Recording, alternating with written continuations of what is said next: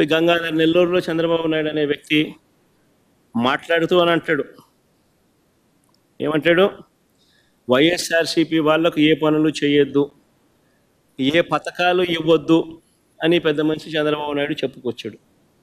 Public మీటింగ్లో ఈ పెద్ద మనిషి అందరూ చూస్తూ ఉండగా అందరి సమక్షంలో ఈ పెద్ద మనిషి మాట్లాడిన మాటలు ఇవి. ఏ పథకాలు ఇవ్వద్దు అని అంటాడు ఈ పెద్ద మనిషి. అసలు ఇది నేను అడుగుతా ఉన్నా, ఇవ్వడానికి ఇవ్వకపోవడానికి అసలు ఇది బాబు గారి సొమ్మ అని అడుగుతున్నా. ఎవడు అని అడుగుతా ఉన్నా. హీఈస్ ఓన్లీ ఏ కస్టోడియన్. ఈ మనిషి ఎవడు అని అడుగుతా ఉన్నా. ప్రభుత్వం నడిచేది ప్రజల కోసం, ప్రజల సొమ్ముతో నడుస్తూ ఉంది. ఇదే పెద్ద మనిషి ముఖ్యమంత్రిగా ప్రమాణ స్వీకారం చేసేటప్పుడు ఈ పెద్ద మనిషి చేసిన ప్రమాణం ఏమిటి?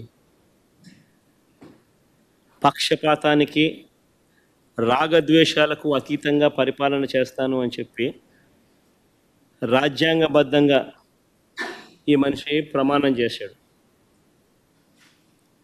పక్షపాతానికి, రాగద్వేషాలకు అతీతంగా పరిపాలన చేస్తానని ప్రమాణం చేసి ఇప్పుడు ఈ పెద్ద మనిషి ఇలా మాట్లాడుతూ ఉన్నాడు. ఏకంగా బహిరంగంగా, బాహాటంగా పబ్లిక్ స్పీచ్లో ఈ మాదిరిగా మాట్లాడుతూ ఉన్నాడు.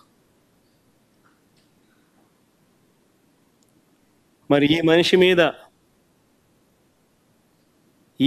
మీద ఎవరైనా జడ్జిలు కానీ, ఆయన మాటలు, నా మాటలు ఎవరైనా జడ్జిలు వింటున్నా కానీ, అది గవర్నర్ గారైనా కానీ, నా మాటలు ఆయన మాటలు ఎవరైనా కానీ విన్నా కానీ, అసలు ఇలాంటి వ్యక్తిని ఒక్క నిమిషమైనా ముఖ్యమంత్రి స్థానంలో కొనసాగించడం ధర్మమేనా?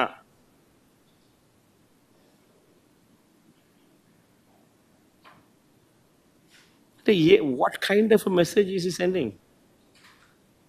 ఏ రకమైన మాటలు మాట్లాడుతూ ఉన్నాడు ఈ మనిషి?